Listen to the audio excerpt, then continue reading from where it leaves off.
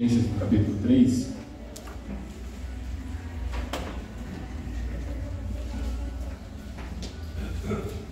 permitam-me fazer um comentário antes de começar a leitura. Algumas pessoas imaginam que certos textos ou certos temas só podem ser pregados por pessoas que tenham certa experiência em um determinado assunto. Isso seria verdade se aquele que prega tem autoridade em si mesmo, mas o pregador tem autoridade sobre a palavra de Deus.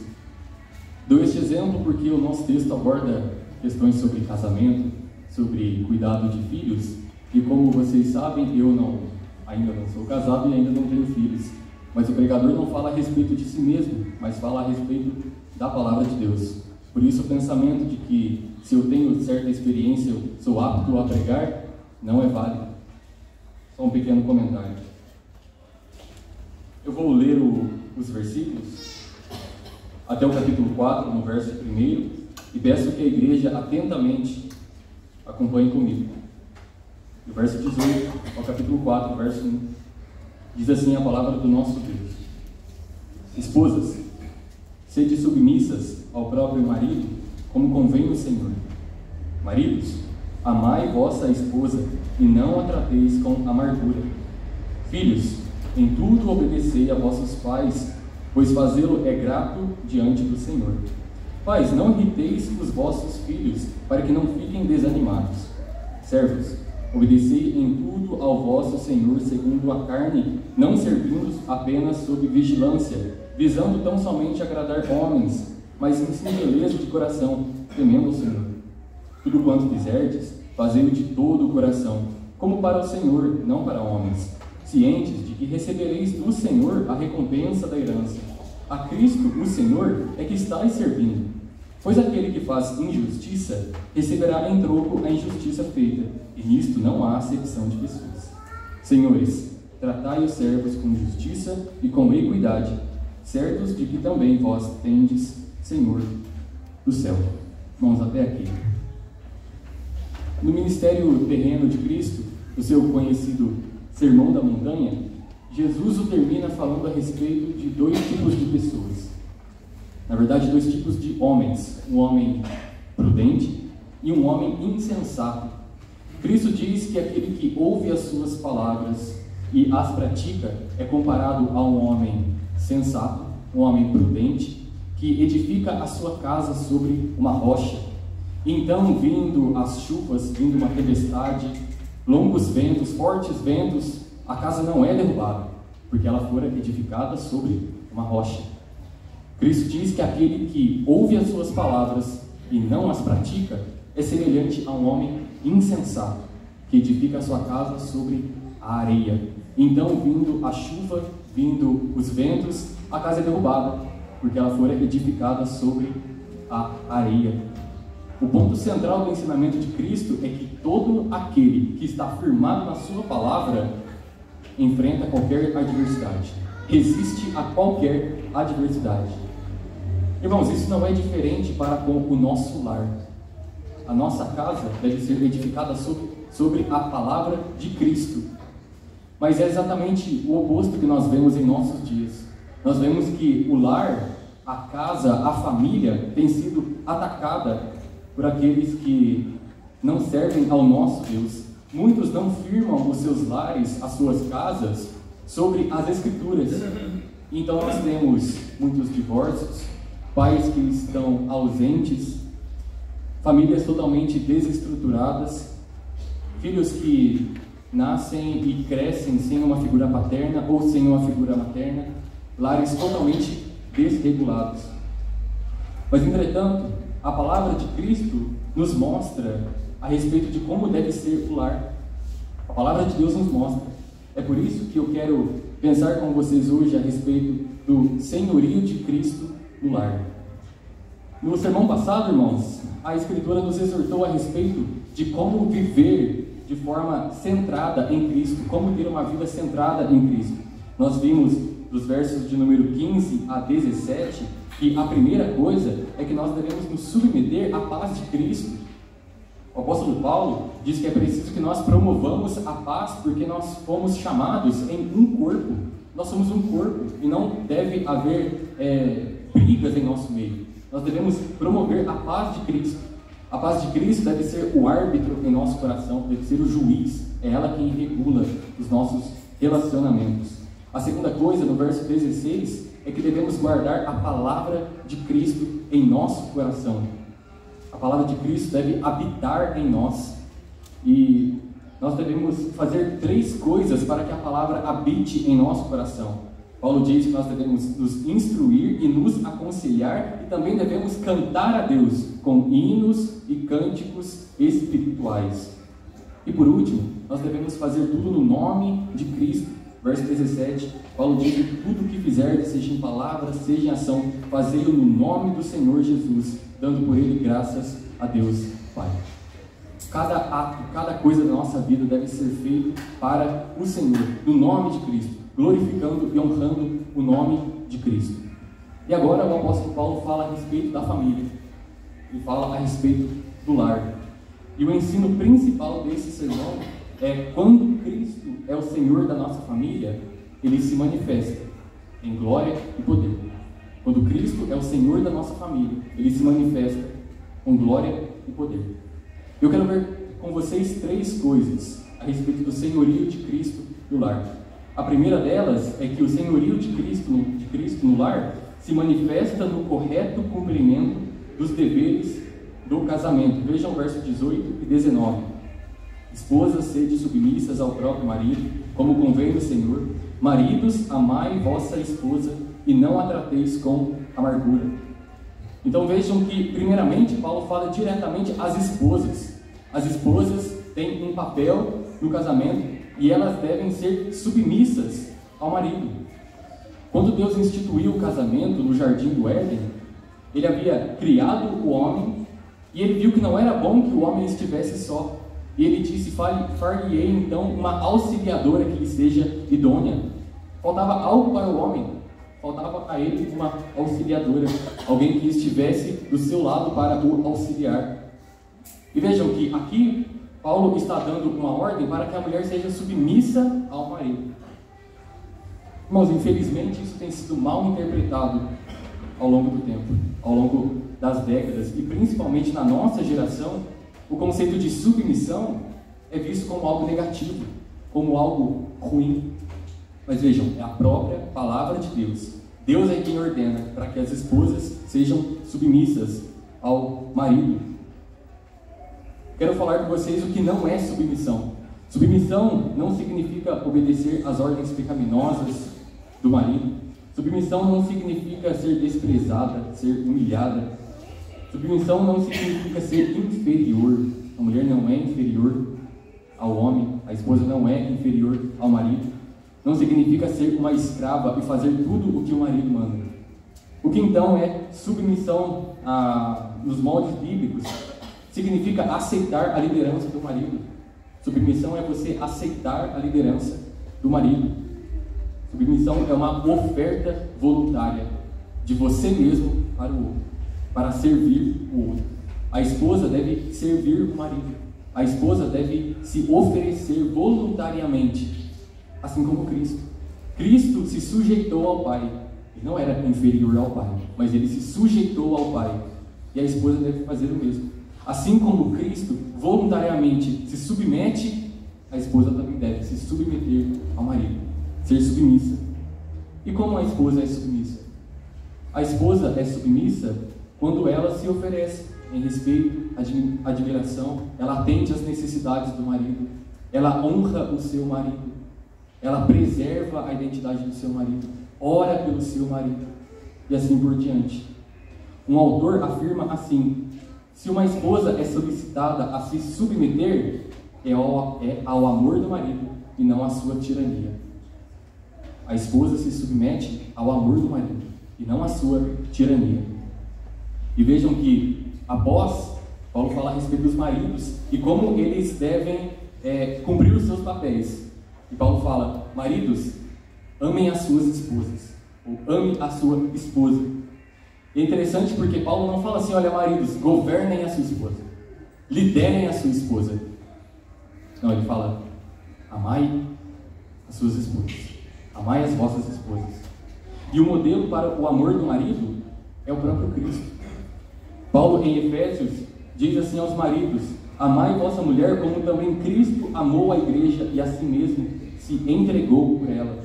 Ou seja, a forma como o marido ama a sua esposa é de um modo sacrificial. Ele se sacrifica em favor da sua esposa. Assim como Cristo se entregou pela igreja, o marido também se entrega pela esposa. O marido deve estar disposto a deixar as suas necessidades de lado, as suas vontades de lado, seus pensamentos de lado, a fim de servir também a esposa, a fim de cumprir as necessidades da esposa, a fim de abençoá-la. O marido deve, assim como Cristo, servir. O homem é o líder, ele é o provedor. O homem é chamado de cabeça da esposa, porque ele é o líder. É ele quem guia o seu lar. A liderança está nas suas costas. O marido é quem lidera. O marido é aquele que dita aquilo que vai ser feito. O marido é quem guia. O marido é responsável pelas emoções, pelo estado físico e o estado espiritual da esposa. Quando o marido ama verdadeiramente a sua esposa, ele também não a trata com amargura. Veja, Paulo dá as ordens: amai a vossa esposa e não a trateis com amargura. Aquele que ama a esposa, consequentemente, não a tratará com amargura. O marido é quem deve exercer toda liderança. E uma coisa, irmãos, que tem deixado de lado nas igrejas em geral, na nossa sociedade, é que os maridos estão deixando de promover a santificação no lar. Os maridos não têm mais conduzido os lares seguindo a palavra de Deus. O marido é chamado de cabeça porque ele é o líder. E sendo líder, ele tem a responsabilidade de fazer com que a esposa e os seus filhos sejam mais santos. Não é a esposa, não são os filhos, é o marido. O marido é quem deve chamar a família para ler a palavra. O marido é quem deve chamar a família para orar. O marido é quem deve abrir a palavra de Deus, explicar, ainda que com dificuldades, mas é ele quem deve ter a iniciativa. Ele deve promover a santificação do lar, fazer cultos domésticos, chamar toda a família, cantar louvores. É responsabilidade do homem. O marido precisa orar com e pela sua família. Marido, você tem orado pela sua família, orado por sua esposa, orado por seus filhos? A família precisa ser santa. Cada dia mais a família precisa crescer em santificação, crescer no conhecimento de Cristo. E é responsabilidade do marido. Então, a primeira coisa é que o senhorio de Cristo no lar, ele se manifesta no correto cumprimento dos deveres do casamento. Quando marido e mulher cumprem os seus papéis, Cristo se faz presente no lar. A segunda coisa é que quando o senhorio de Cristo no lar se manifesta também quando os filhos e os pais se amam, ou quando há uma ação amorosa dos pais e os filhos. Vejam o verso 20 e o verso 21. Filhos, em tudo obedecei a vossos pais, pois fazê-lo é grato diante do Senhor. Pais, não irriteis os vossos filhos, para que não fiquem desanimados. Vejam que agora Paulo muda, ele começa a falar aos filhos. E a primeira ordem é que os filhos devem obedecer em tudo aos vossos pais. Irmãos, alguns pais pensam que eles podem dar qualquer ordem para os seus filhos. Alguns pais imaginam que eles podem pedir para que o filho faça qualquer coisa, e até mesmo coisas que são pecaminosas. Mas quando Paulo diz que os filhos devem obedecer em tudo, Paulo não está se referindo a coisas que são pecaminosas. Em tudo se refere a coisas que são difíceis, tarefas que são fáceis e tarefas que são difíceis. Ou seja, Paulo quer que os filhos tenham também uma disposição de se submeter aos pais. Os filhos devem se submeter aos pais. Ou seja, crianças, vocês devem honrar os pais de vocês. Crianças, vocês devem, ainda que os pais de vocês não sejam crentes, vocês devem honrar o pai de vocês.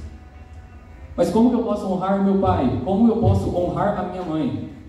Filhos, vocês podem orar pelos pais de vocês. Vocês podem pedir para que Deus abençoe seus pais. Pedir para que Deus os abençoe, talvez sendo convertidos a Ele. Vocês podem também abençoar os pais de vocês quando vocês arrumam a bagunça de casa. Quando vocês estão arrumando as suas bagunças, vocês estão honrando seus pais. E também a palavra de Deus diz no 5º mandamento: honra teu pai, a tua mãe, para que se prolonguem os teus dias na terra. Filhos, vocês devem honrar papai e mamãe. Vocês devem orar pelos seus pais. Vocês devem obedecê-los em tudo. E vejam qual é o motivo. Por que é que alguém deve obedecer os pais? Por que é que os filhos devem obedecer os pais? Vejam o motivo pelo qual o apóstolo Paulo dá. Pois fazê-lo é grato diante do Senhor. Deus se alegra com a obediência. Filhos, quando vocês obedecem aos seus pais, Deus se agrada. Quando vocês obedecem aos seus pais, honram os seus pais, Deus se agrada disso. Ele fica feliz. Por isso vocês devem obedecer os seus pais em tudo, em todas as coisas, mas não devem obedecer a ordens pecaminosas. Assim como a esposa que obedece ou é submissa ao marido, ela também não deve fazer coisas pecaminosas, os filhos também não devem fazer coisas pecaminosas. Porque o apóstolo Pedro nos diz que importa obedecer a Deus do que aos homens. A incumbência dos filhos é obedecer os pais em tudo. Mas isso não significa obedecer em questões pecaminosas. E depois, quando fala a respeito dos filhos, Paulo fala a respeito dos pais. Se os filhos devem obedecer os pais em tudo, isso significa que os pais podem fazer qualquer coisa com os filhos? Não. Vejam que os pais não devem irritar os filhos. O procedimento dos pais não deve ser um procedimento que deixe o filho irritado. O procedimento do pai deve ser um procedimento amoroso. Ele deve amar os seus filhos, ele deve amar a sua família, ele deve ser bondoso, misericordioso, humilde com os filhos. Não sei se algum pai pensa: como é que eu posso ser humilde com o meu filho? Como é que eu posso ser mais bondoso com o meu filho? Como eu posso ser mais manso com o meu filho? Talvez não gritar tanto. Talvez falar com mais amor, falar com mais mansidão.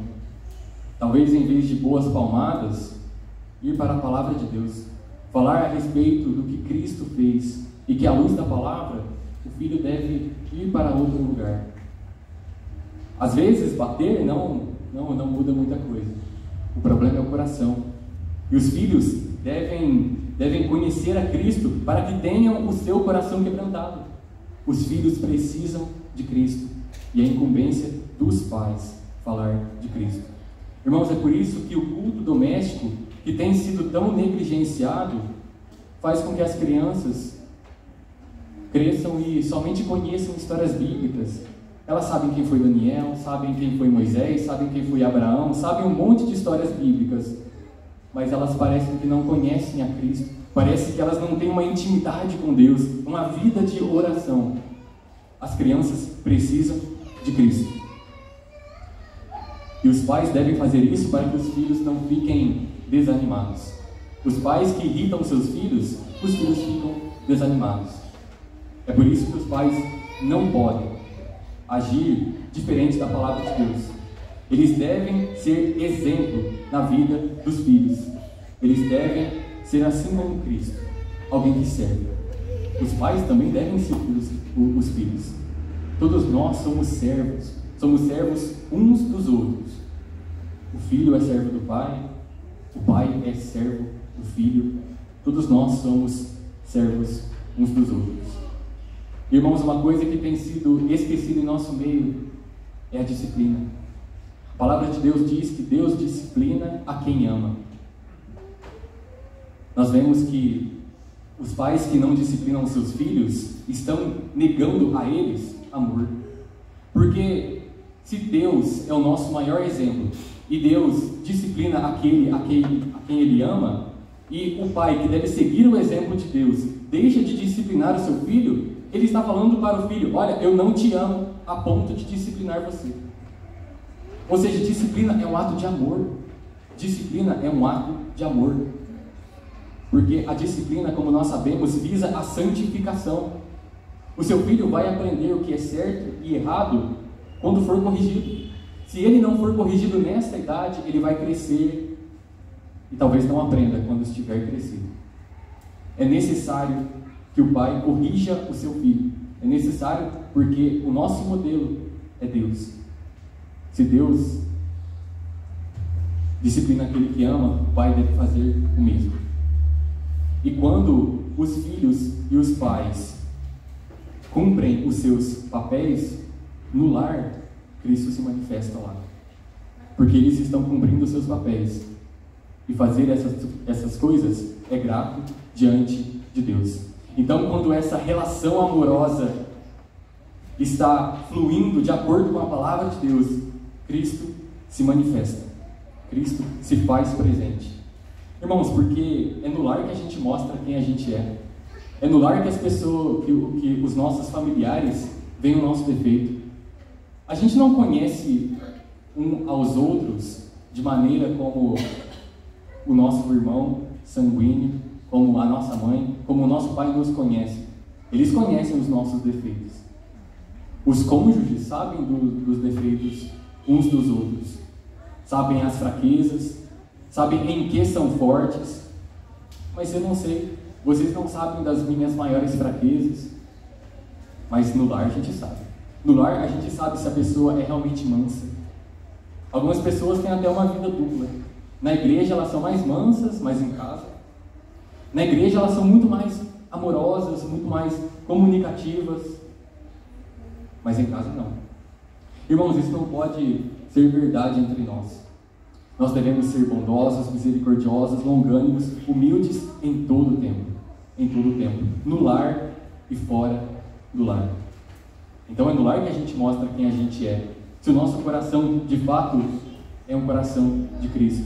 Se o nosso coração foi de fato convertido a Deus. Se Deus de fato mudou o nosso coração e colocou um coração de carne ao invés de um coração de pedra. Então, irmãos, a segunda coisa que nós vimos é que Cristo se manifesta nesse convívio amoroso dos pais e filhos. E a terceira coisa do senhorio de Cristo no lar é que Cristo se manifesta nas relações justas de trabalho. Cristo se manifesta nas relações justas de trabalho. Vejam os versos 22 ao capítulo 4, verso 1. Servos, obedecei em tudo ao vosso Senhor segundo a carne, não servindo apenas sob vigilância, visando tão somente agradar homens, mas em singeleza de coração, temendo ao Senhor. Tudo quanto fizerdes, fazei-o de todo o coração, como para o Senhor e não para homens, cientes de que recebereis do Senhor a recompensa da herança. A Cristo o Senhor é que estáis servindo, pois aquele que faz injustiça receberá em troco a injustiça feita, e nisto não há acepção de pessoas. Senhores, tratai os servos com justiça e equidade, certos de que também vós tendes Senhor do céu. Vejam que agora Paulo trata da questão dos servos e dos senhores, e essa questão dos servos e senhores também está contida no lar, porque o lar, como nós conhecemos hoje, é diferente do lar da antiguidade.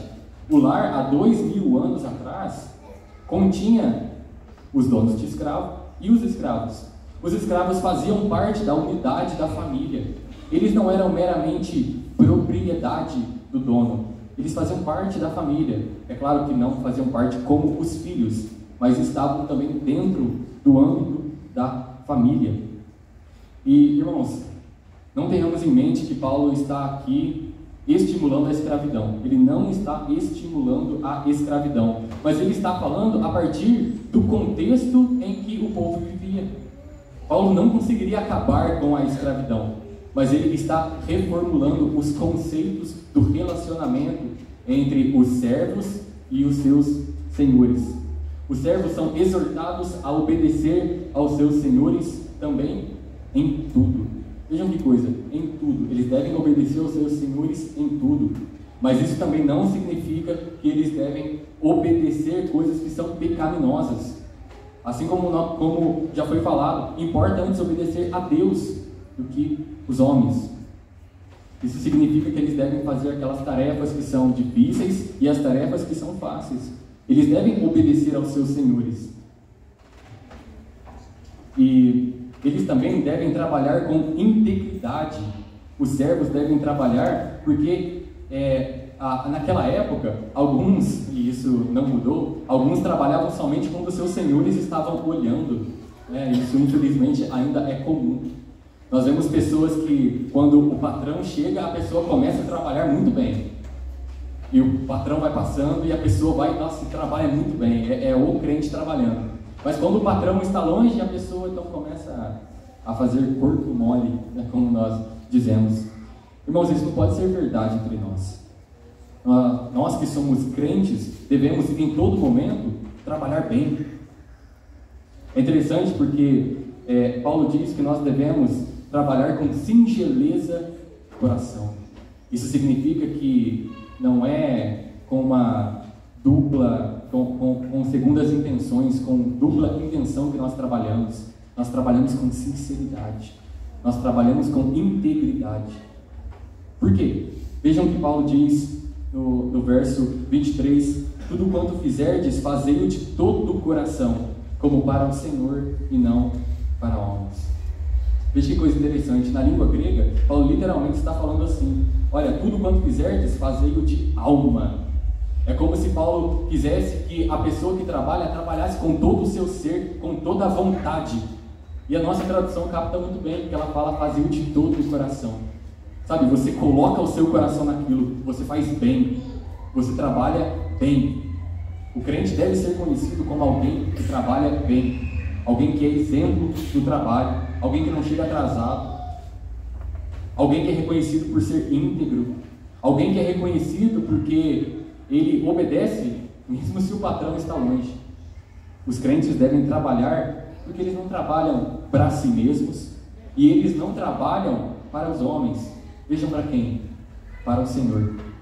Meus irmãos, tudo o que nós fazemos é para o Senhor. Então, jovens, se vocês estudam para o Senhor. Se vocês trabalham para o Senhor. As donas de casa trabalham para o Senhor e não para homens. Primariamente é para o Senhor. É para o Senhor. Então, tudo que nós fazemos é para Deus. Ou seja, crianças, vocês devem estudar bastante, porque vocês estão fazendo isso para Deus. Vocês não estão fazendo isso para vocês mesmos, ou estão fazendo para homens, mas estão fazendo para Deus. Por isso, estudem bastante, estudem bem, porque vocês estão fazendo para a glória de Deus. E isso, irmãos, tudo que nós fazemos para Deus, tudo mesmo, até aqui na igreja. O trabalho que nós fazemos na igreja é para Deus. O trabalho que nós fazemos em casa é para Deus. O trabalho na rua é para Deus. Tudo é para o Senhor. Por isso devemos fazer bem feito. E sempre alguém pergunta, mas e se o meu patrão for um ímpio? Alguém injusto? A mesma coisa. Você trabalha para Deus, você não trabalha para homens. Se o seu empregador é injusto, você permanece justo. Se o seu empregador é ímpio, você permanece santo. Se ele pede para você fazer coisas pecaminosas, você nega, porque importa agradar a Deus e teus homens.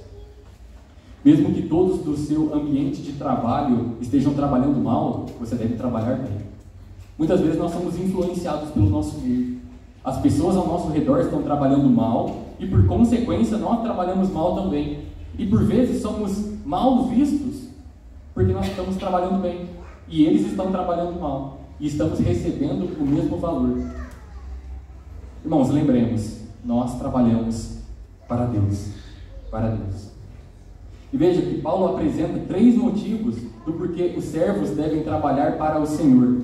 Vejam o verso 24 a 25. Verso 24, ele dá 2 motivos. O primeiro, cientes de que recebereis do Senhor a recompensa da herança. Irmãos, os servos receberão uma recompensa, a recompensa da herança. E qualquer que seja a recompensa que eles ganhem dos seus senhores, porque eles são escravos, qualquer que seja a recompensa, não será maior do que a recompensa que Deus dá. E qual é a recompensa que Deus dá? A vida eterna. Não há recompensa maior do que a vida eterna. É Deus que dá essa maravilhosa, preciosa recompensa. Segundo motivo, verso 24 ainda: a Cristo o Senhor é que estáis servindo. Os servos, os escravos, os trabalhadores estão servindo a Cristo enquanto trabalham. Veja que coisa interessante, irmãos. Escravo não recebe recompensa. Escravo não recebia nada do seu senhor além do seu salário. Ele não recebia recompensa alguma, herança alguma. Mas Paulo está falando: olha, os servos hão de receber uma recompensa, uma herança. Os servos vão receber. E o último motivo, no verso 25: pois aquele que faz injustiça receberá em troco a injustiça feita, e nisto não há acepção de pessoas.